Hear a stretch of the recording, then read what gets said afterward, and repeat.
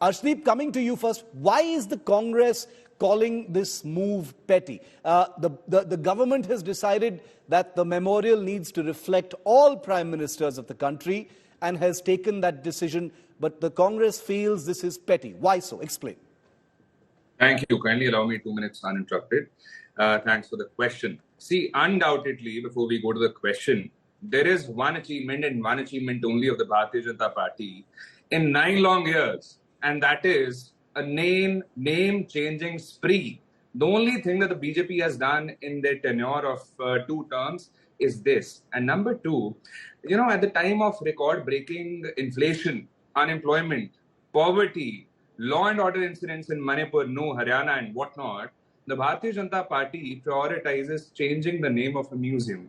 This goes on to suggest that this is a clear case of misplaced priorities of the Bharatiya Janata Party. Number 3, I do not understand the obsession that the Bharatiya Janata Party's government has with name changing, because if 10% of that obsession would have been shown for development, for Vikas, India's face would have entirely changed. But the BJP chooses to change the name of our laws, IPC, CRPC, Evidence Act, our cities, our railway stations, our stadiums, our museums, and whatnot. And due to this, what happens is, 1, no purpose, nothing basically is served, no objective is served, apart from obviously petty politics. However, what happens is, due to this, is a wastage of our time, wastage of our energy, wastage of our resources, wastage of our money, and many more things. Next is that, we have to understand that the reasoning of the Bharatiya Janata Party's government is flawed. They say there should be no name after an institution, on an institution, so that all the prime ministers can be given space there. Now, if that's a fact, then why is there a stadium called Narendra Modi Stadium? Why is there basically an Arun Jaitley Stadium? Should there be no space given to all the ministers, all the prime ministers now? So but Arshdeep, there are nearly 500. There are nearly 500 entities named after the Nehru Gandhis. 500. Thank you. I really appreciate. I think I was listening throughout when you were naming all the things that are named after Mr. Nehru. I wanted to thank you for it, because you have conveyed out a message loud and clear to the country that a person who does anything and everything for the welfare of the country and does it selflessly, does so much for the country, he definitely is remembered. His tenure reflects, and that is what you have done. So I want to thank you. But can't that also be applied? Can't that also be applied to the Nehru Memorial? Is a question, because it's only one of the many things that I talked about. But I'll come back to you. Let's get Guru Prakash Paswan in. Guru Prakash, the Congress says not only petty but diversionary and misplaced politics to hide the government's other failures. How would you explain the changing of the name of the Nehru Memorial? Shiv, a very warm good evening to you and my fellow panelists. So I was very patiently listening to my friend from the Congress party, and he gave a strong lecture about development. I think we must understand that today we are the 5th largest economy. We have more than 50 crore bank accounts and so on and so forth. It is the people of India who have the right to decide whether the government is doing the right job or not. But coming back to the topic, we must understand one thing. Shiv, Baba Saheb Ambedkar, the chief architect of our constitution, he made a very categorical statement which is relevant even today. He said the path to hero worship leads to eventual dictatorship. That is the real problem of the Congress party. Mr. Jawaharlal Nehru gave Bharat Ratna to himself. And when the present government, under the leadership of Honorable Prime Minister, is trying to be inclusive, why not acknowledge the contribution of each and every Prime Minister? It was because of Mr. Lal Bahadur Shastri we won the 1965 war. We must remember the countless sacrifices for all those leaders who have made these reasons possible. We have to be inclusive. This country belongs to everyone. The idea of the Congress party to be fixated on individuals. On the contrary, we should be focused on institutions. Democracy is about institutions, sir, and institutions cannot be individual focused or individual specific. We have every right. Every single people, every single person of India, 140 crore people of India, they have the right over the national resources, not one family. That is the only problem of the Congress party, that they can't look beyond one family.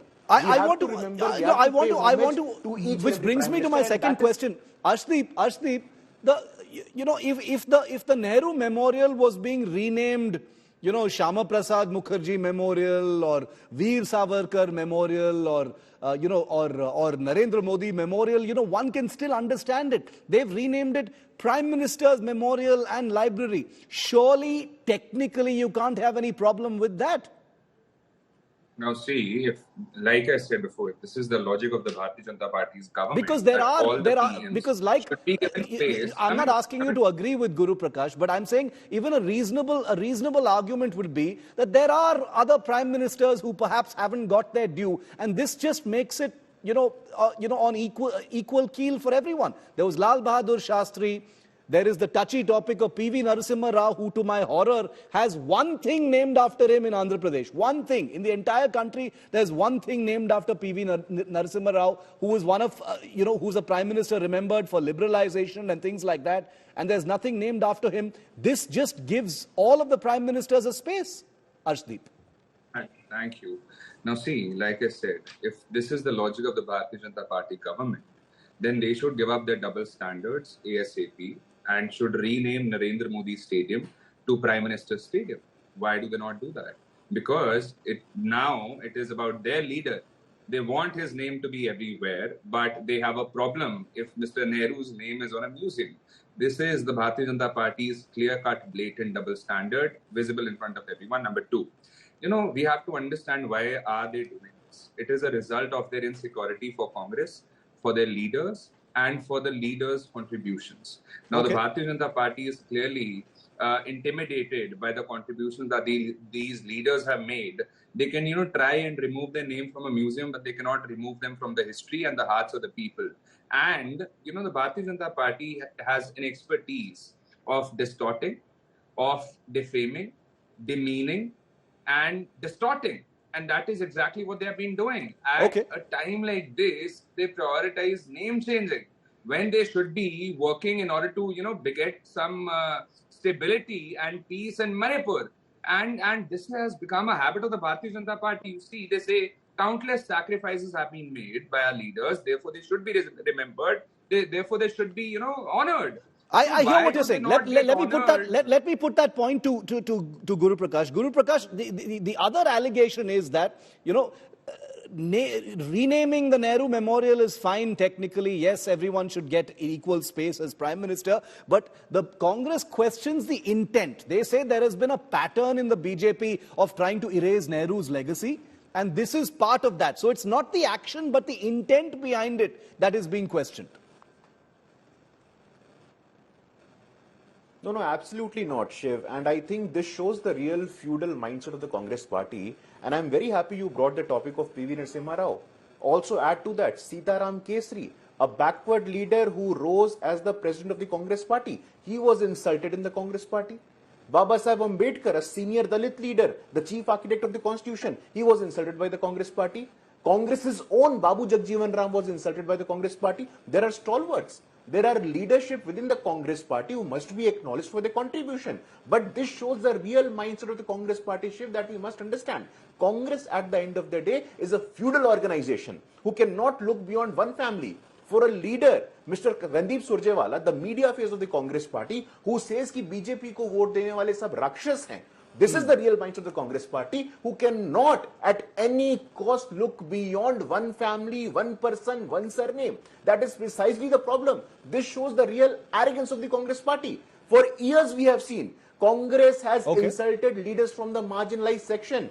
They may be their own, but regardless of that, for the first time in the last 25 years, we saw Draupadi Murmu, a woman from the tribal community, rising to the position, highest constitutional office. The way the Congress leadership treated her, we still remember. Official Congress leaders have insulted Draupadi Murmu. They have insulted Sitaram Kesri. They have insulted Babu Jagjeevan Ram. And that is the true nature and the character of Congress party, who still believes that they can control the political party with feudalism. But the country has gone ahead. This is new India, and the country belongs to everyone, not one family, one leader, Rahul. Shiv. Arshdeep, the one family argument that the BJP has made, let's set that aside for a moment, because even even people with apolitical views like me wonder about the issue of P.V. Narasimha Rao. He was, not by any means a small prime minister.